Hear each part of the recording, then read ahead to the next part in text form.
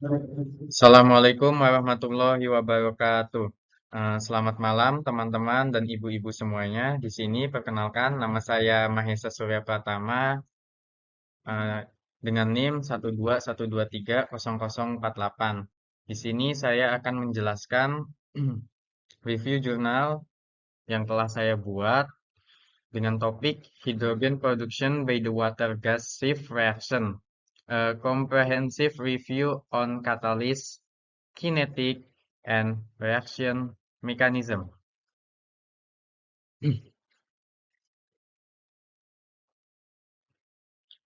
Di sini saya akan menjelaskan beberapa bagian mengenai jurnal yang telah saya review. Pertama, saya akan menjelaskan tentang identitas jurnal. Selanjutnya, saya akan menjelaskan tentang pendahuluan.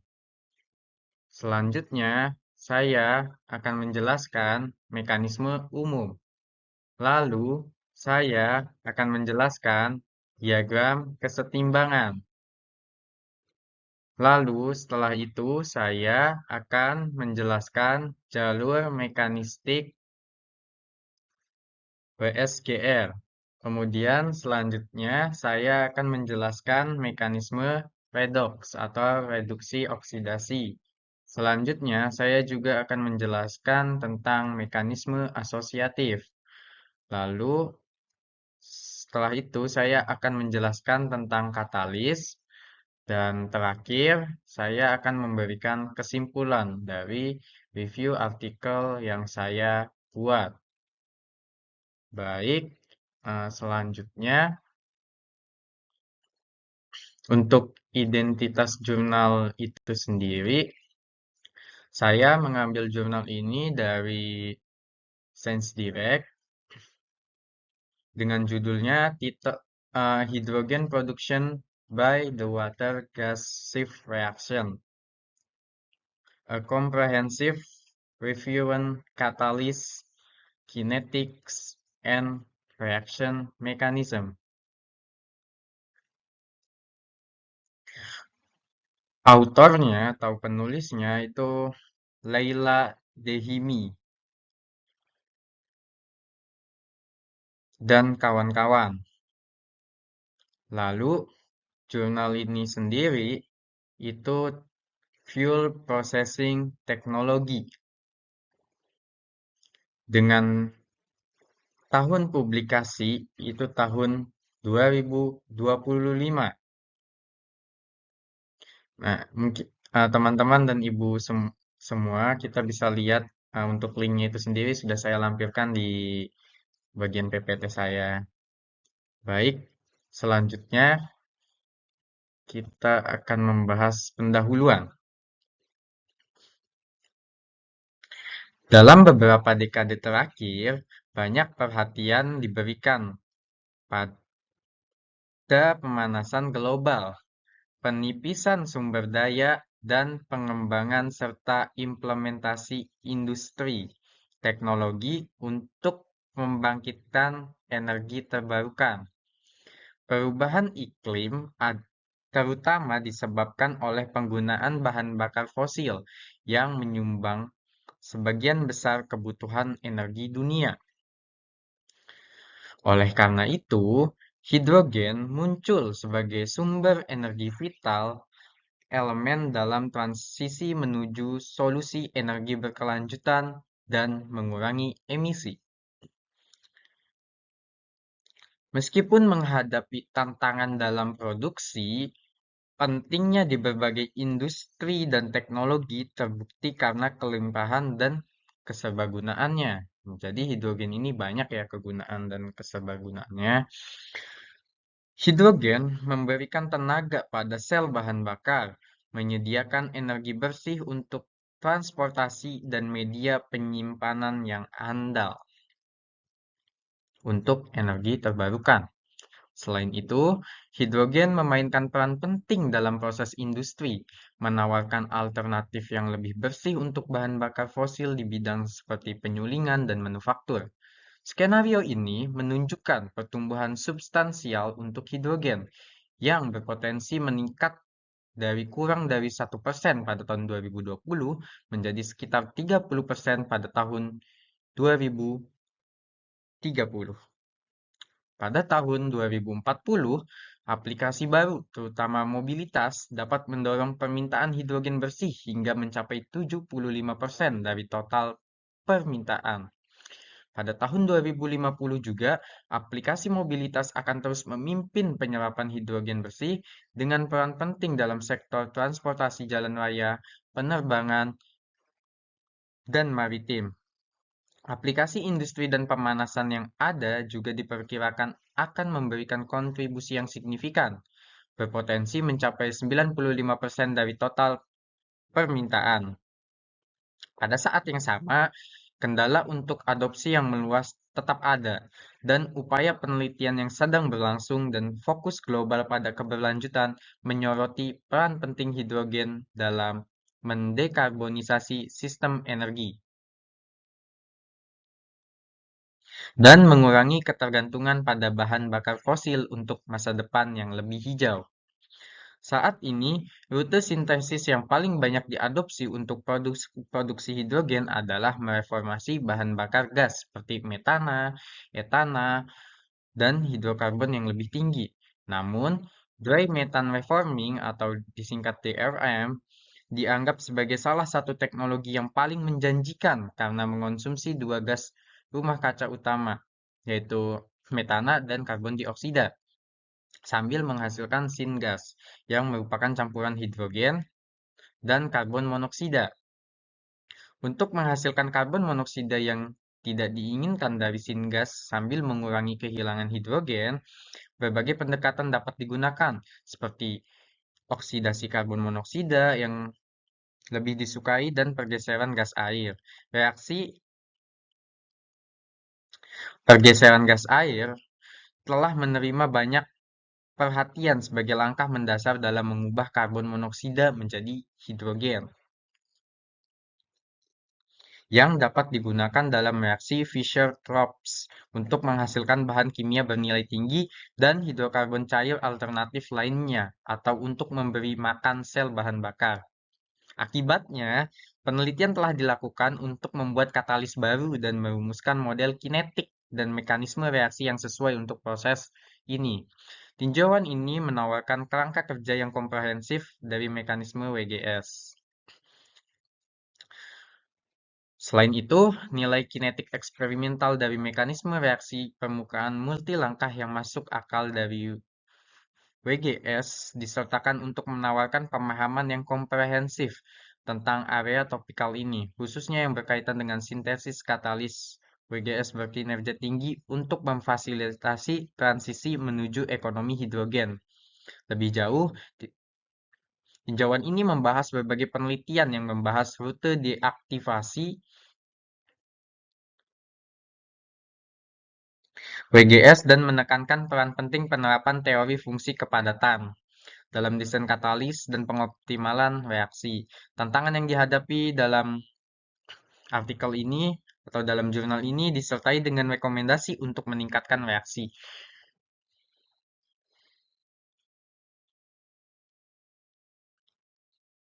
Baik, itu tadi pendahuluan dari artikel atau jurnal yang telah saya review. Selanjutnya kita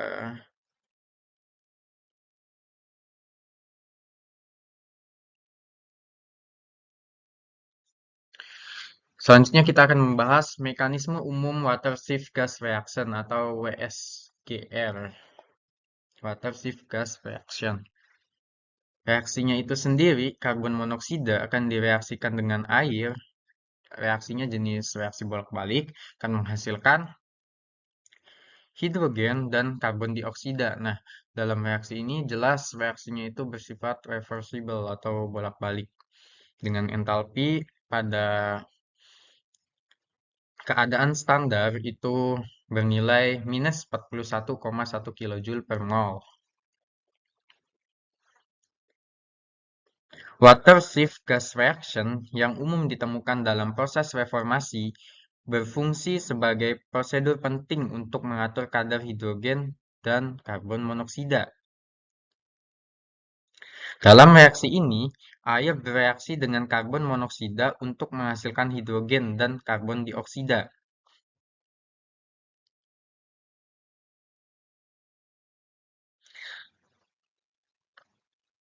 Sehingga memungkinkan pemisahan karbon dioksida dari aliran untuk memperoleh hidrogen murni. Proses water shift gas reaction ini memiliki signifikasi industri yang sangat besar yang dapat diaplikasikan dalam produk amonia, hidrokarbon, metanol, dan hidrogen. Peran utamanya terletak bersamaan dengan konversi karbon monoksida yang berasal dari sistem reforming metana atau hidrokarbon lain untuk produksi hidrogen. Dalam proses Fischer-Tropsch, water gas shift reaction ini menonjol sebagai mekanisme penting untuk menyesuaikan rasio hidrogen dan karbon monoksida. Reaksi ini memasuk hidrogen sambil mengonsumsi karbon monoksida. Langkah penting dalam menghasilkan hidrogen dengan kemungkinan tinggi yang diperlukan untuk sintesis amonia.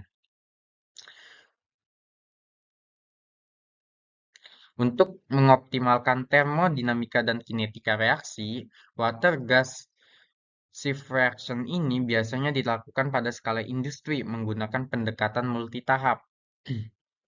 Ini melibatkan serangkaian tahap adiabatik dimulai dengan pergeseran suhu tinggi, diikuti oleh pergeseran suhu rendah, dengan pendinginan antar sistem diterapkan di antara tahap.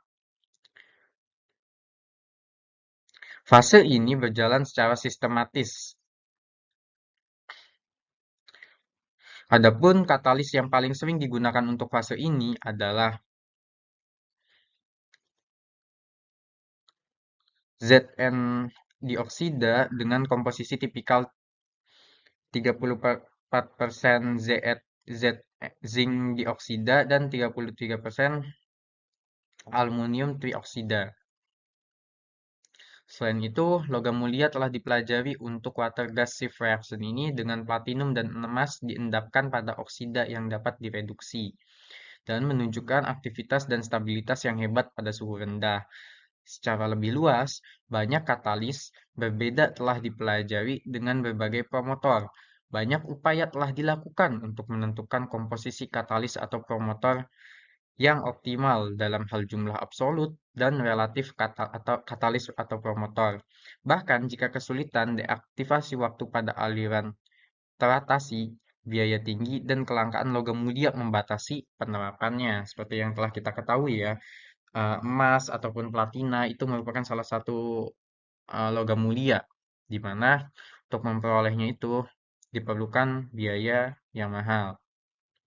Katalis berdasarkan karbon atau katalis berstruktur nano juga dapat digunakan dalam reaksi water shift gas reaction ini itu sendiri. Jadi dapat disimpulkan, reaksi water gas shift reaction ini atau WGSR adalah proses penting dalam industri untuk mengatur kadar hidrogen dan karbon monoksida. Dalam reaksi ini, air bereaksi dengan karbon monoksida menghasilkan hidrogen dan karbon dioksida. Dengan perubahan entalpi, itu sama dengan minus 41,1 kJ per mol. Reaksi ini memiliki peran signifikan dalam produksi amonia, metanol, hidrokarbon, dan hidrogen, serta digunakan untuk menyesuaikan rasio hidrogen berbanding dengan karbon monoksida.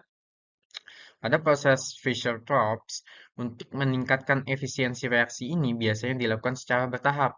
Yang pertama ada tahap suhu tinggi namanya atau disebut juga dengan HTS pada rentang suhu 310 sampai 450 derajat Celcius dengan katalis Fe2O3 atau Cr2O3.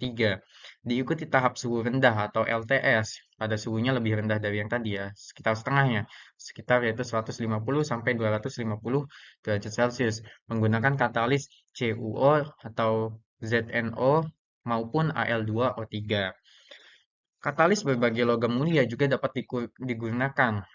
Baik, selain itu, karbon atau nanostruktur juga telah diteliti, namun penggunaannya terbatas karena biaya yang mahal dan ketersediaannya. Selain itu, pendekatan suhu menengah pada rentang suhu 280 sampai 360 derajat Celcius dengan katalis berbasis Cu Ni, dan logam mulia telah dikembangkan untuk menggantikan metode konvensional. Pemahaman mendalam tentang mekanisme reaksi seperti mekanisme Langmuir-Hinshelwood maupun Watson dan proses redox itu penting untuk mengevaluasi kinerja dari water gas shift reaction ini itu sendiri. Baik, selanjutnya kita akan menjelaskan tentang diagram kesetimbangan.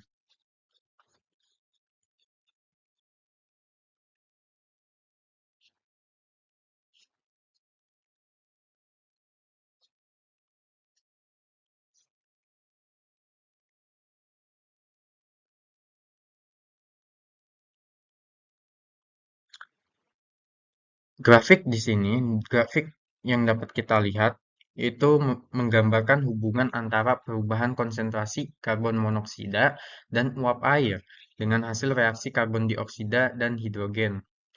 Pada reaksi water gas shift reaction, mekanisme reaksi mengikuti model Langmuir-Hinshelwood, di mana molekul karbon monoksida dan air teradsorpsi pada permukaan katalis.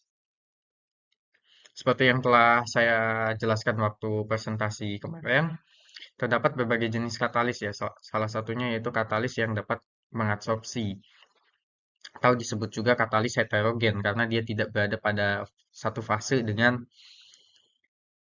reaktan itu sendiri.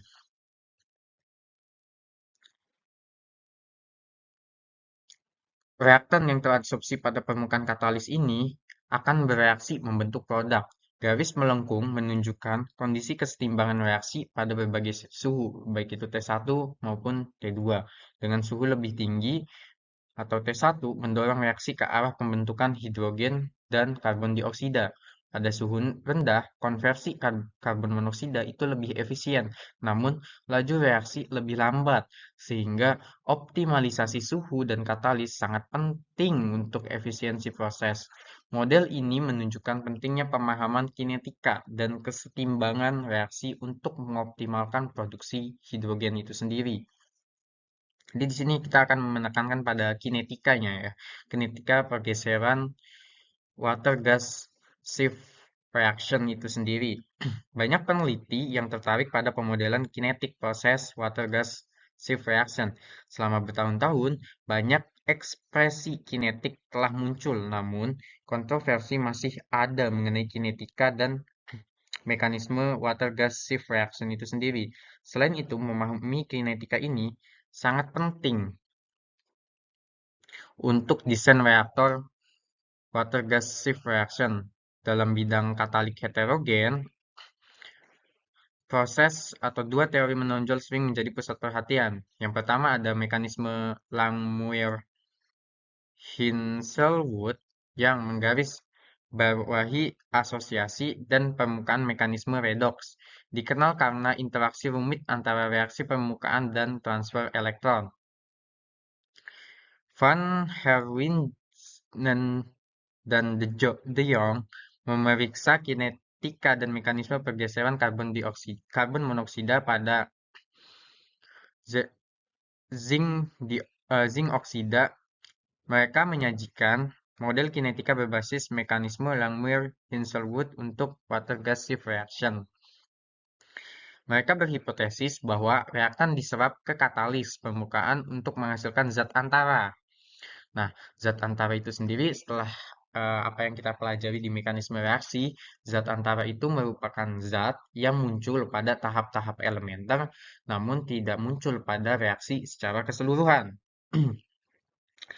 Selain itu, Vio, Litakis, dan Hoffman mengembangkan dua persamaan kinetik untuk proses water gas shift reaction yang dapat digunakan untuk membuat produk komersial. Katalis tembaga oksida maupun zinc oksida itu digunakan. Model kinetik didasarkan pada mekanisme redox yang mengatur mekanisme Langmuir-Hinshelwood atau proses satu arah.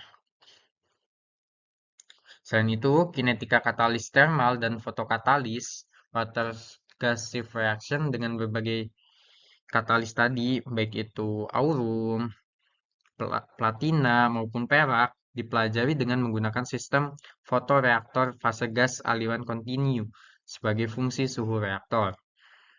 Beban emas dan konsentrasi karbon dioksida dan air dalam water gas shift reaction fotokatalitik, eh, lebih spesifik pada model Lammer-Hinsel-Wood, kinetika terlihat jelas, menunjukkan perilaku adsorpsi non-kompetitif antara karbon monoksida dan air. Sebaliknya, water gas shift reaction thermal menunjukkan sedikit mekanisme reaksi yang lebih rumit yang sejalan dengan model yang dilaporkan sebelumnya. Secara khusus, ketika dilakukan pada suhu 125 derajat Celcius dengan pemuatan fotokatalis emas menunjukkan efisiensi yang luar biasa dalam menggerakkan water gas shift reaction. Khususnya katalis ini mencapai formalitas yang mengesankan. Efisiensi kuantumnya sebesar 57% untuk setengah produksi gas hidrogen. Jadi seperti itu.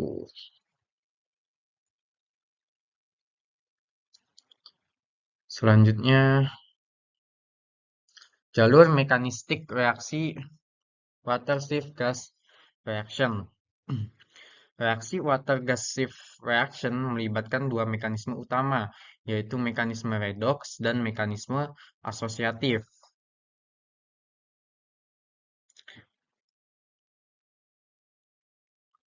Mekanisme redox yang umum terjadi pada suhu tinggi, melibatkan disosiasi air pada permukaan katalis, menghasilkan hidrogen dan situs teroksidasi yang bereaksi dengan karbon monoksida membentuk karbon dioksida.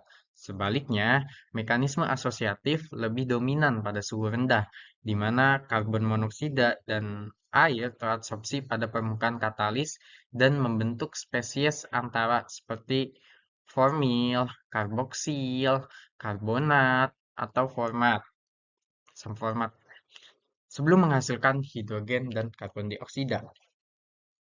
Studi menunjukkan bahwa karakteristik katalis seperti ukuran partikel, komposisi, dan jenis logam itu mempengaruhi jalur reaksinya.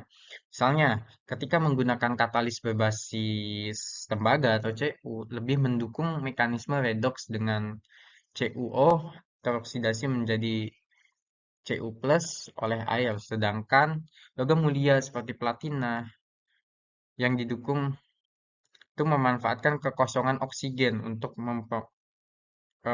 melakukan disosiasi dengan air dan stabilisasi spesies antara atau zat antara. Penelitian lain juga menunjukkan bahwa sinergi antara logam dan katalis dapat menciptakan jalur reaksi baru yang memanfaatkan kekosongan oksigen untuk meningkatkan efisiensi dalam reaksi, serta pemahaman mekanistik dan optimasi katalis penting untuk meningkatkan kinerja reaksi pada water shift gas reaction itu sendiri. Katalisis heterogen melibatkan reaksi kompleks yang sering kali mencakup mekanisme yang mungkin bersaing dalam reaksi primer, yaitu untuk mensintesis produk target dan reaksi sekunder. Dalam beberapa tahun terakhir, telah terjadi peningkatan fokus pada pemodelan mikrokinetik, sebuah teknik yang ampuh untuk memperoleh pengetahuan menyeluruh tentang proses katalitik. Pemodelan mikrokinetik menganalisis secara komprehensif proses katalitik global melalui langkah-langkah reaksi dasar yang terjadi pada permukaan katalitik. Pemahaman yang lebih baik tentang langkah-langkah molekular pada permukaan katalis dapat menghasilkan desain katalis konseptual yang lebih efektif dan efisien. Banyak penelitian terkini yang berfokus pada pembangunan dan pengembangan model dasar dan mikrokinetik untuk water gas shift reaction ini itu sendiri. Literatur telah mengidentifikasi dua macam mekanisme untuk water gas shift reaction itu sendiri. Mekanisme pertama sering disebut mekanisme redox permukaan, dimodelkan oleh Kulkovka Temkin pada tahun 1949. Baik, ini akan berhubungan dengan topik pembahasan kita selanjutnya ya. Baik, selanjutnya mekanisme reaksi redox dalam water shift gas reaction itu sendiri. Apa sih tahap-tahapnya itu? Di sini saya merangkum dari artikel yang telah saya baca. Jadi tahap-tahap mekanisme reaksi redox dalam water shift gas reaction itu sendiri, tahap-tahap mekanisme redox permukaan dalam reaksi water gas shift reaction itu sendiri yang pertama yaitu disosiasi air. Molekul air atau H2O teradsorpsi pada permukaan katalis dan terdisosiasi menjadi ion hidrogen atau H+. Dan atom oksigen teradsorpsi. Reaksinya itu H2O kan terpecah menjadi oksigen plus 2H, 2H+. Kemudian akan terjadi adsorpsi karbon monoksida. Ketika molekul karbon monoksida dari fase gas teradsorpsi pada permukaan katalis. Nah, membentuk karbon monoksida reaktif ya. Reaksinya karbon monoksida, mohon maaf, itu akan terurai menjadi karbon monoksida yang bersifat radikal. Reaksi oksigen dan karbon monoksida. Atom oksigen itu akan teradsorpsi bereaksi dengan karbon monoksida yang teradsorpsi juga pada permukaan katalis untuk menghasilkan karbon dioksida yang kemudian dilepaskan ke fase gas. Reaksinya itu sendiri karbon monoksida plus oksigen itu akan menghasilkan karbon dioksida. Kemudian selanjutnya ada desorpsi karbon dioksida.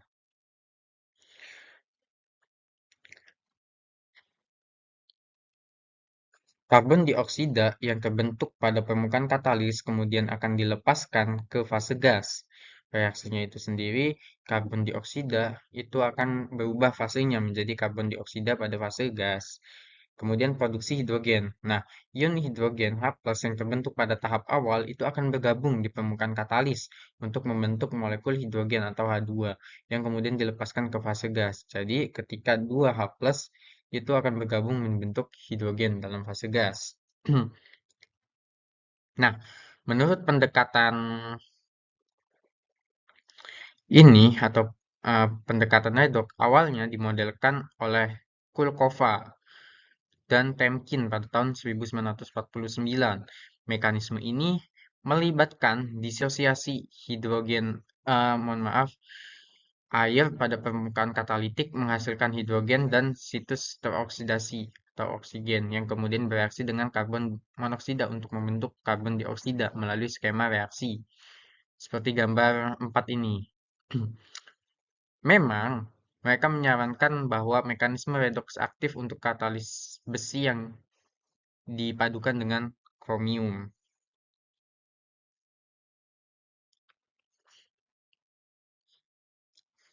Selanjutnya, kita akan beralih ke mekanisme reaksi berikutnya,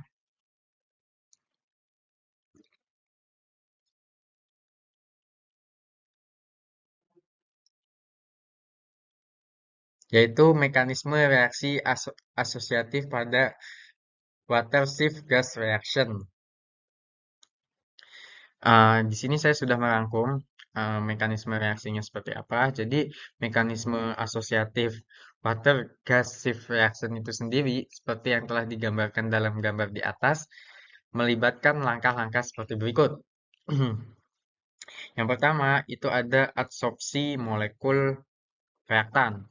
Molekul air atau H2O dan karbon monoksida atau CO teradsorpsi pada permukaan katalis, membentuk spesies teradsorpsi H2O dan karbon monoksida.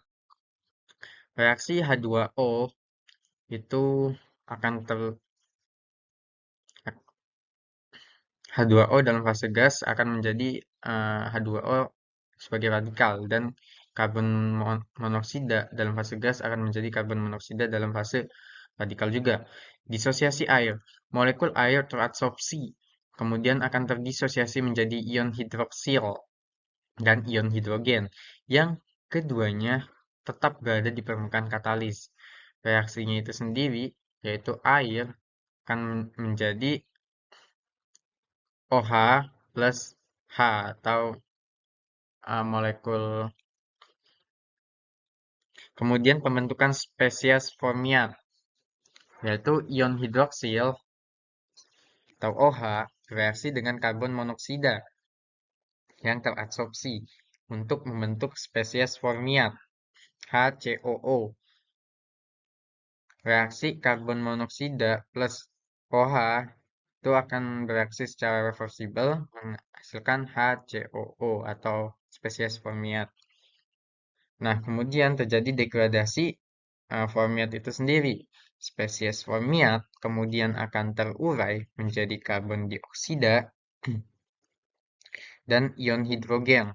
Reaksinya yaitu HCOO akan berubah menjadi karbon dioksida plus H.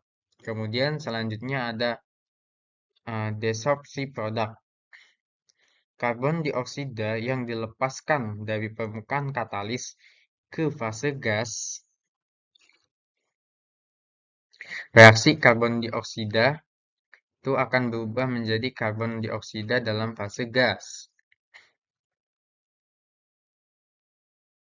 Ion hidrogen bergabung untuk membentuk gas hidrogen yang juga dilepaskan ke dalam fase gas.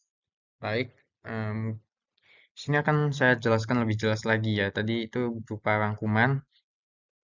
Nah, mekanisme reaksi kedua ini diusulkan adalah mekanisme asosiatif yang merupakan mekanisme tipe Langmuir-Hinshelwood dan paling sering disarankan dalam kasus water-gas-shift reaction itu sendiri.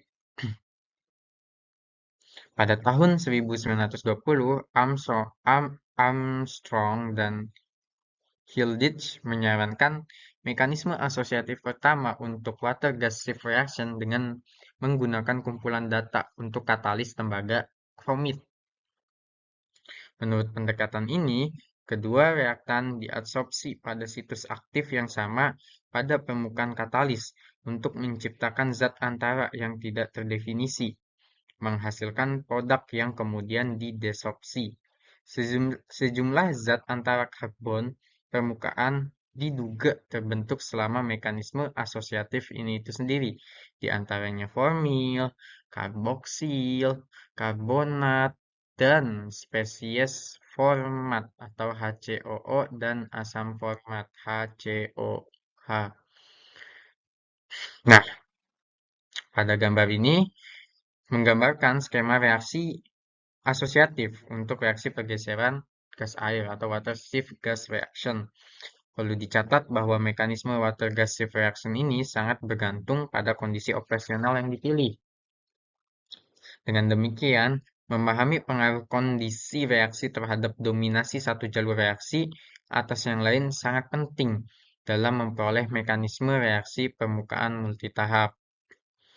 Telah ditetapkan bahwa mekanisme redoks itu lebih disukai pada suhu yang lebih tinggi, sedangkan suhu yang lebih rendah itu lebih disukai oleh mekanisme asosiatif. Jadi dua-duanya itu punya kelebihan dan kelemahan. Lebih jauh, Keita Tania et al. Itu menyelidiki reaksi mekanistik water gas shift reaction dalam kondisi praktis menggunakan katalis berbasis Cu atau Cu. Mereka mengusulkan persamaan laju yang disederhanakan berdasarkan mekanisme redox kompetitif untuk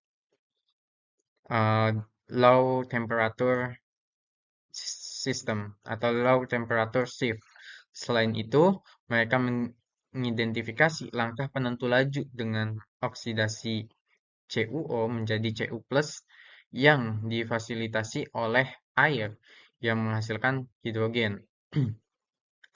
Kehadiran hidrogen mengakibatkan reduksi Cu+ kembali menjadi CuO yang mempengaruhi laju konversi karbon monoksida. Namun, konstanta laju dan faktor selektivitas yang ditentukan oleh persamaan laju yang diusulkan sangat penting dalam mengendalikan laju siklus katalitik dan selektivitas untuk konversi karbon monoksida masing-masing. Namun demikian, penelitian ini tidak mempertimbangkan secara komprehensif efek dari karbon dioksida, suhu reaksi, dan faktor terkait katalis seperti komposisi, ukuran partikel, keadaan pencampuran, dan keadaan kimia setiap komponen. Oleh karena itu, penelitian lebih lanjut diperlukan untuk mengeksplorasi proses mekanistik yang terlibat dalam reaksi ini secara menyeluruh. Kemudian, kalau kita lihat dari pendapat ahli lainnya dalam jurnal ini, Yuan Li et al. Membandingkan mekanisme kinetik law temperature shift pada permukaan Cu, kodenya 111, Cu100, dan Cu211, mereka melaporkan bahwa spesies OH pengoksidasi tampaknya lebih mungkin terurai dan kemudian menyerap oksigen yang bereaksi dengan HCOO. Mereka juga mencatat bahwa karbon sangat mempercepat reaksi. Model ini juga diusulkan oleh Patak et al. Dalam penelitian mereka, di mana kinetika water gas shift reaction diselidiki menggunakan katalis platina yang didukung oleh alumina dan emas. Diamati bahwa logam mulia ini memainkan peran penting dalam mekanisme redox dengan menawarkan situs aktif untuk aktivasi air. Demikian pula menurut pendapat Kun Luesin dan kawan-kawan telah menyelidiki reaksi low temperature shift pada logam platina. Penelitian ini menetapkan jalur reaksi redox di mana karbon monoksida yang diserap logam dioksida selanjutnya dioksidasi oleh air. Selain itu, kekosongan oksigen pada eh, molekul ini terbukti mendorong disosiasi air dalam reaksi water gas shift reaction pada platina dan menstabilkan zat antara seperti COH dan karbon dioksida.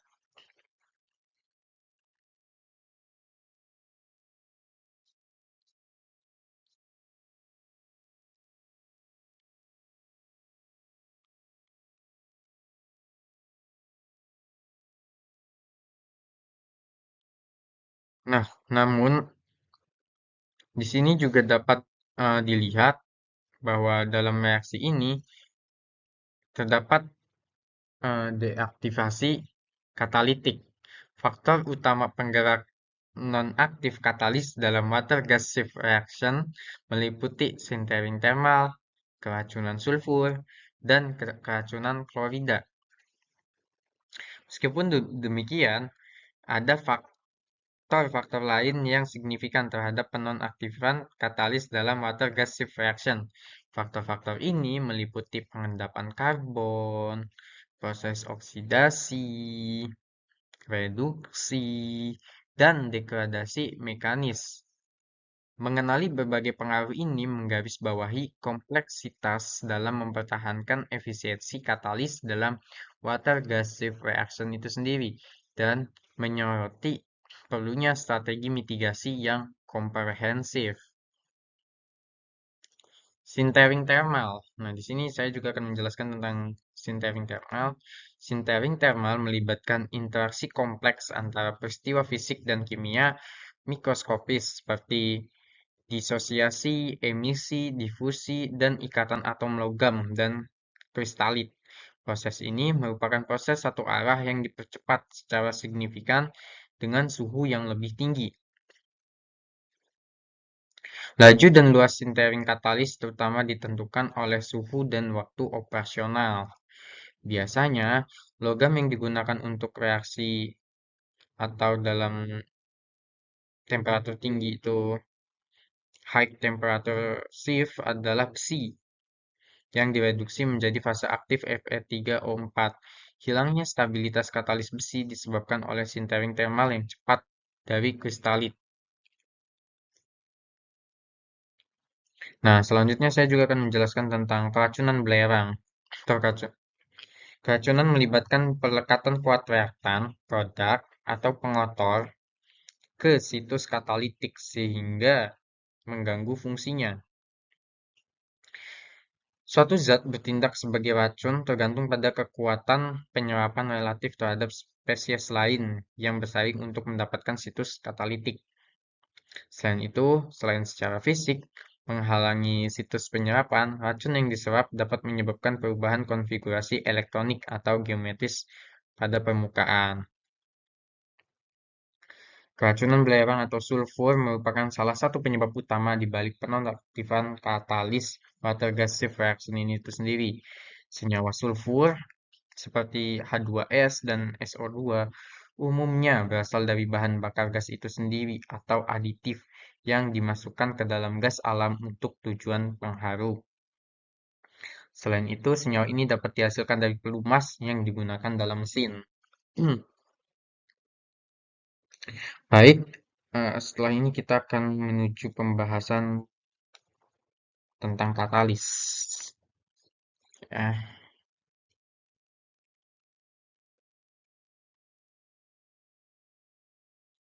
Selanjutnya, katalis yang digunakan dalam water shift gas reaction ini itu sendiri menggunakan beberapa katalis ya, dibagi menjadi dua, yaitu katalis yang digunakan dalam high temperature shift atau HTS, adapun digunakan juga katalis yang digunakan dalam low temperature shift.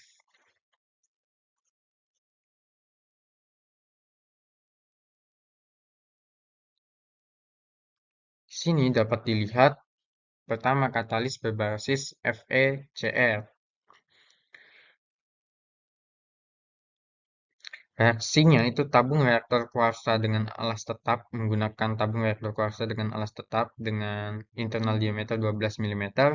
Umpannya karbon monoksida 30%, karbon dioksida 30%, hidrogen itu 25%, metana 5%, nitrogen 10% pada tekanan 1 atmosfer dan suhu 400 derajat Celcius. Metodenya itu metode kopresipitasi, tingkat kebahasan impregnasi dikeringkan pada suhu 80 derajat Celcius selama 12 jam dan dikalsinasi pada suhu 400 derajat Celcius selama 4 jam dalam lingkungan udara yang statis. Selanjutnya yaitu katalis berbasis oksida.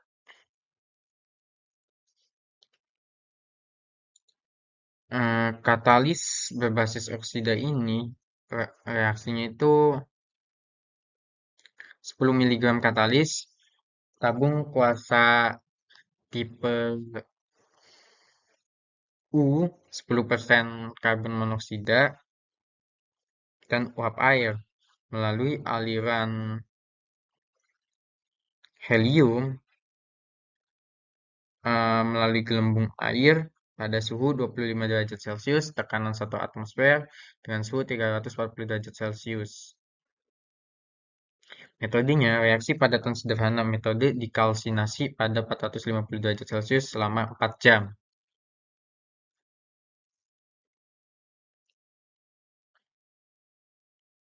Reduksinya dikurangi pada 400 derajat Celcius selama 2 jam dalam campuran pakan. Baik, selanjutnya yaitu menggunakan katalis ZNO, ZnAl2O4 yang didoping alkali atau ditambahkan alkali. Kemudian bisa juga menggunakan platina, kalsium, kemudian TiO2 dan lain sebagainya. Selain itu, dapat juga digunakan katalis dalam low temperature shift yang menggunakan platina, CeO2, tembaga, Zn, kemudian menggunakan Cu, ZnO, Al2O3, tembaga, atau ZnO. Baik, kemudian kita akan mencapai kesimpulan. Reaksi water gas shift reaction ini itu sendiri merupakan proses penting dalam produksi hidrogen dari syngas. Reaksi ini melibatkan konversi karbon monoksida menjadi hidrogen dengan bantuan uap air untuk meningkatkan efisiensi reaksi. Untuk meningkatkan efisiensi reaksi ini digunakan berbagai katalis seperti Fe2O3 untuk suhu tinggi dan CuZn atau Al2O3 untuk suhu rendah. Selain itu, peneliti juga mengeksplorasi katalis berbasis logam mulia seperti platina dan lain sebagainya, serta logam transisi seperti Ni, Co, dan Fe, didukung oleh berbagai jenis penyangga seperti Al2O3, ZnO, Al2O3. Kemudian penelitian terbaru juga berfokus pada pemahaman mekanisme reaksi water gas shift reaction melalui studi eksperimental dan komputasi. Beberapa mekanisme reaksi water gas shift reaction melalui studi eksperimental dan beberapa mekanisme telah diusulkan, termasuk mekanisme redox, permukaan, dan mekanisme asosiatif. Meskipun telah terjadi kemajuan dalam pengembangan katalis water gas shift reaction, masih terdapat tantangan seperti sintering thermal dan keracunan oleh sulfur dan klorida. Untuk mengatasi tantangan tersebut, penelitian ini di masa depan dapat fokus pada penggunaan logam yang terintegrasi dengan reaktor membran dan pemanfaatan teknik komputasi untuk merancang katalis berkinerja tinggi. Mungkin sekian pemaparan review artikel dari saya. Kurang lebihnya mohon maaf. Apabila ada kekurangan, mohon dimaklumi, Bu. Terima kasih atas perhatiannya. Wassalamualaikum warahmatullahi wabarakatuh.